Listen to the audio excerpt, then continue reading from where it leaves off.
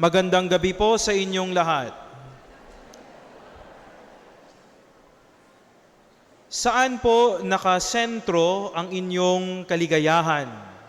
Ngayong nalalapit na ang Kapaskuhan, ngayong December, marami ang masaya sapagkat marami ang naka-holiday. Yung iba ay bakasyon na sa eskwelahan, no? Wala nang pasok, masaya.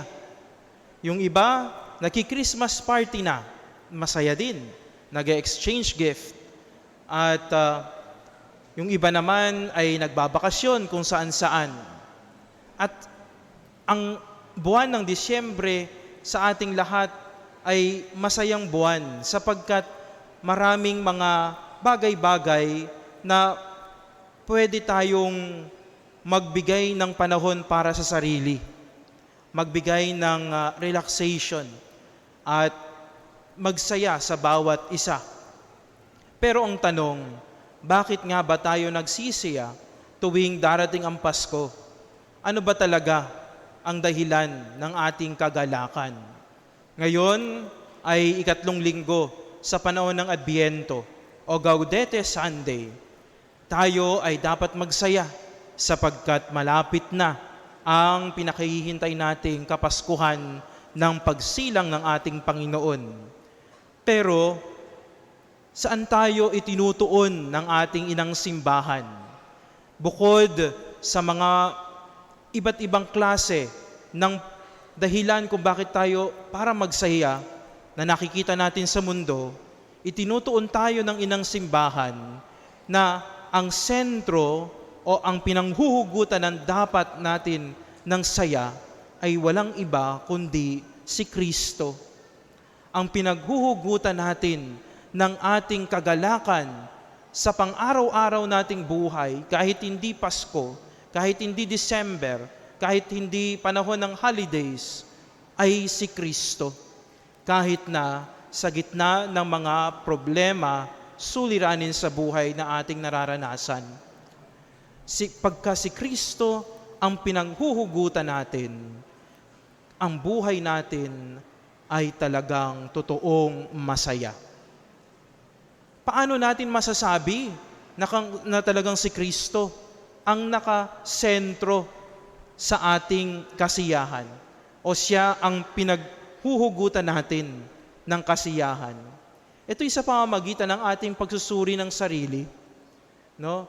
Na sa kabila ng mga bagay-bagay na wala tayo, halimbawa, ikaw ay hindi makakatanggap ng regalong gusto mo sa exchange gift, masaya ka pa rin, no? Sapagkat naroroon ka sa Christmas party dahil kay Kristo. Gusto mong ibahagi ang kagalakan ni Kristo sa pamamagitan ng iyong mabuting gawa sa iyong kapwa at sa iyong sarili. No? Masaya ka sa iyong pamilya, hindi dahil lamang buo sila, bagkus ito'y nakikita mo bilang regalo ng Diyos sa iyo. Masaya ka sapagkat patuloy pa rin ang pagbibigay ng biyaya ng Diyos sa iyo sa mga maliliit na pamamaraan kahit na hindi mo to hinihiling, binibigyan ka niya. Nakikita mo ng malalim sa mga simpleng pamamaraan ang pagmamahal at pagkalinga ng Diyos sa iyo. Doon mo pinanghuhugutan ang tunay na kasiyahan.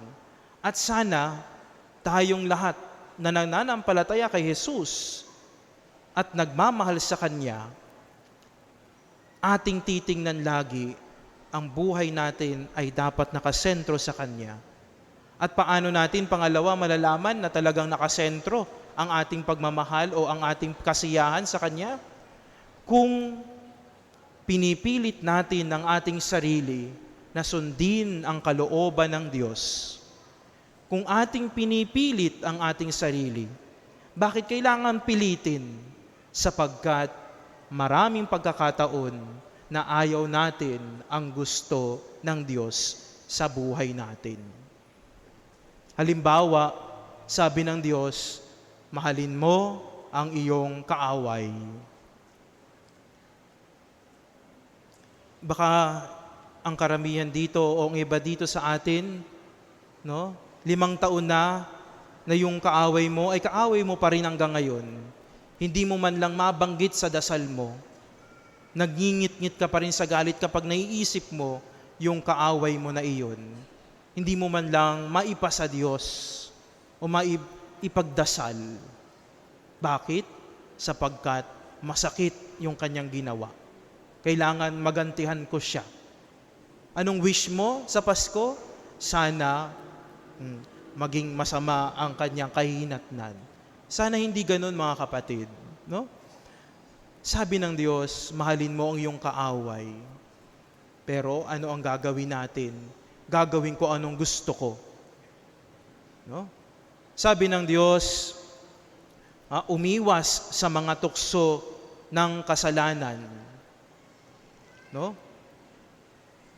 Ano ang madalas na tukso sa iyo at yun naman lagi ang nilalapitan mo? No? Mga kapatid, sa pagtupad sa kagustuhan ng Diyos, doon natin masasabing talagang masaya tayo. Sapagkat sa pagtupad natin sa kanyang kalooban, kahit na hindi ito madali, alam natin ito'y patungong buhay na walang hanggan. Ito'y tungong langit, patungong sa Diyos. At sa ating pagtahak sa kabutihan, hindi tayo pababayaan ng Diyos. Kapag laging nasa isip natin at nasa puso natin na sa pagmamahal natin sa Panginoon, kahit na mahirap ito, alam natin na siya'y gumagabay sa atin, doon tayo mas magiging masaya. Mas lalalim ang ating pagtingin sa buhay. Hindi nakabase ang ating kaligayahan lamang sa masarap na buhay, sa masarap na pagkain, sa maraming makatanggap na salapi, bagkus nakaugat sa pagmamahal ni Jesus. Dahil ika'y tumutupad sa kanyang kagustuhan sa abot ng iyong makakaya at sa tulong niya. Doon nagmumula ang tunay na kagalakan. At yun ang diwa ng Pasko. Dumating si Jesus sa mundo, dumating ang Diyos bilang tao sa isang lugar na hindi lang simple, pero napaka-unimaginable na lugar na kung saan isisilang ang tagapagligtas, ang hari ng mga hari. Siya'y isisilang sa sabsaban. Siya'y isisilang sa kulungan na hindi inaasam ng bawat isa. Kaya mga kapatid, doon sana magmula ang ating kagalakan. Sa kabila ng ating mga pagsubok, sa mga pagsubok na iniiwasan nating tukso, sa mga pagkakataon tayo natutukso at nagkakasala, lumalapit pa rin tayo sa Panginoon sa kumpisal para humingi ng kapatawaran, sapagkat sa tanging awa lamang ng Diyos tayo liligaya. Kapag alam natin na tayo nakaugnay sa Kanya sa pamamagitan ng ating pangungumpisal, panghingi ng patawad sa Kanya, doon tayo lubusang liligaya. Ang lahat ng bagay na ating nararanasan dito sa mundo, ang mga parties, ang reunions, pagkasama ng mga pamilya na pinagmumulan ng kagalakan natin, ay nawawala, ay pansamantala lamang. Lumilipas ang lahat. Pero ang pagmamahal, pag-ibig ng Diyos, ni kailanman hindi lilipas. Ang tanong, ang pagmamahal mo ba sa Kanya, hindi rin ba lumilipas? Ang pagmamahal mo rin ba sa Kanya ay nakadepende sa iyong pagsunod sa Kanyang kagustuhan o nakadepende lamang sa iyong kapasyahan? Sino ang nasusunod kapag ikaw ay nakikipag-ugnayan sa Panginoon? Sino ang nasusunod kapag ikay nagdarasal? Ang Diyos ba o ikaw?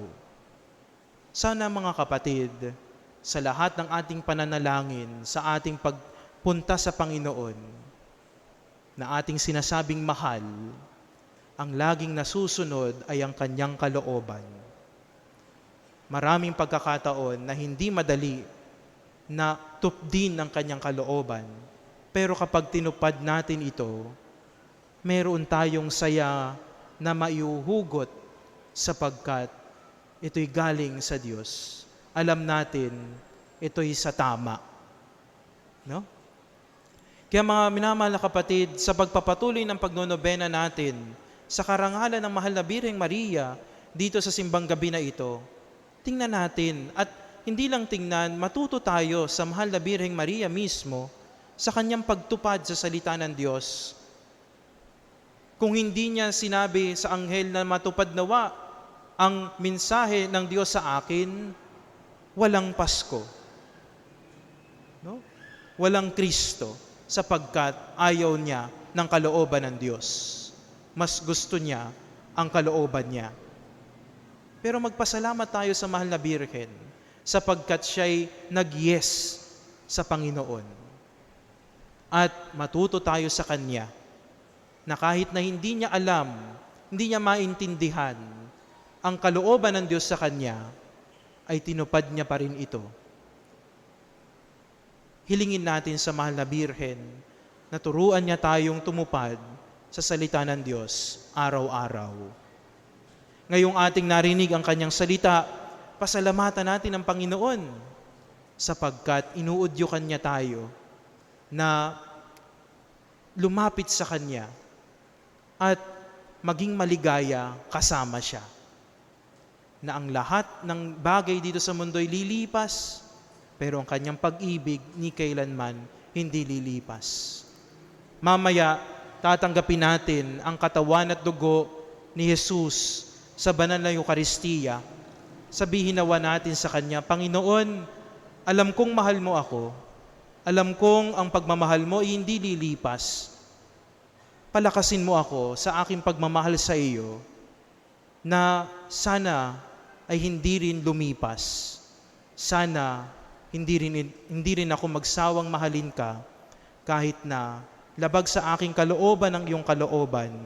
Nawa ang iyong kalooban pa rin ang masunod sapagkat ito lamang ang makapagbibigay sa akin ng tunay na kaligayahan magpakailanman. Amen.